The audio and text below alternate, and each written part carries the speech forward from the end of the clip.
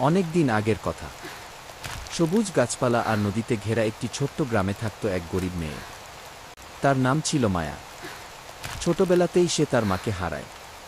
তারপর থেকেই পৃথিবীতে সে একদম একা হয়ে যায়। কিছুদিন পর মায়ের বাবা আবার বিয়ে করেন। নতুন সৎমা কখনো মায়াকে নিজের মেয়ের মতো দেখেনি। সারাদিন শুধু কাজ আর বকাঝকা। একটু ভুল হলেই শুরু হতো মারধর। ভোর হতেই মায়াকে ঘুম থেকে উঠতে হতো। ঘর পরিষ্কার, পানি আনা, রান্নার কাজ, সব কাজ একাই করত ছোট্ট মায়া। সেদিন সকাল থেকেই আকাশে কালো মেঘ জমেছিল।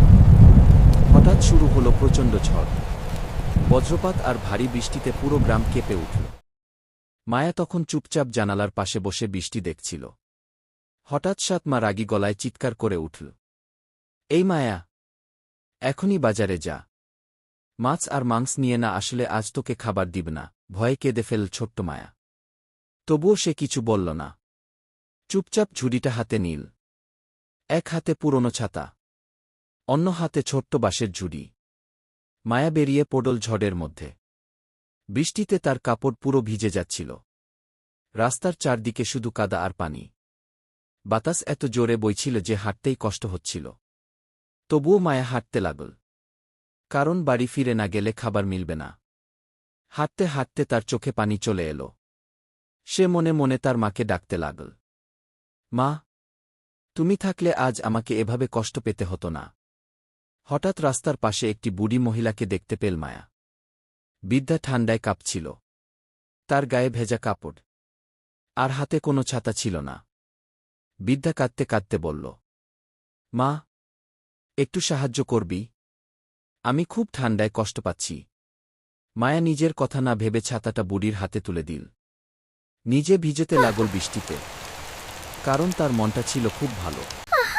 হঠাৎ আশ্চর্য ঘটনা ঘটল। বৃদ্ধার শরীর থেকে সোনালি আলো বের হতে লাগল।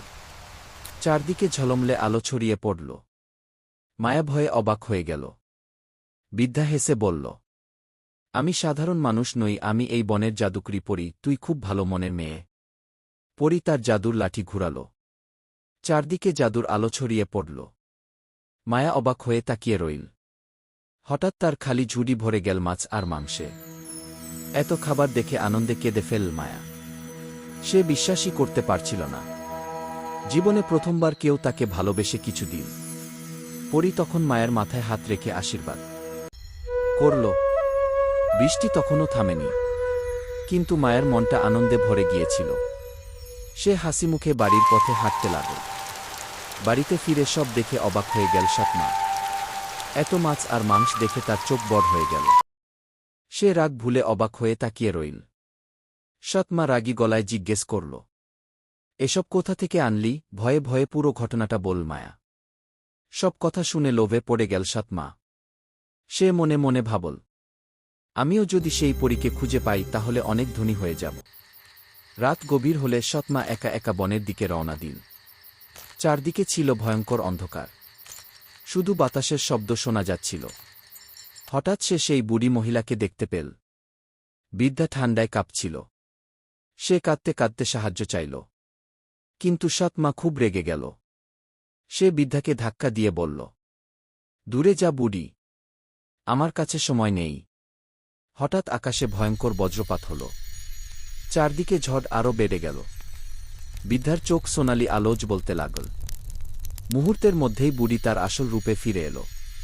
সে ছিল এক শক্তিশালী জাদুকরি পরী। পরী রাগী গলায় বলল,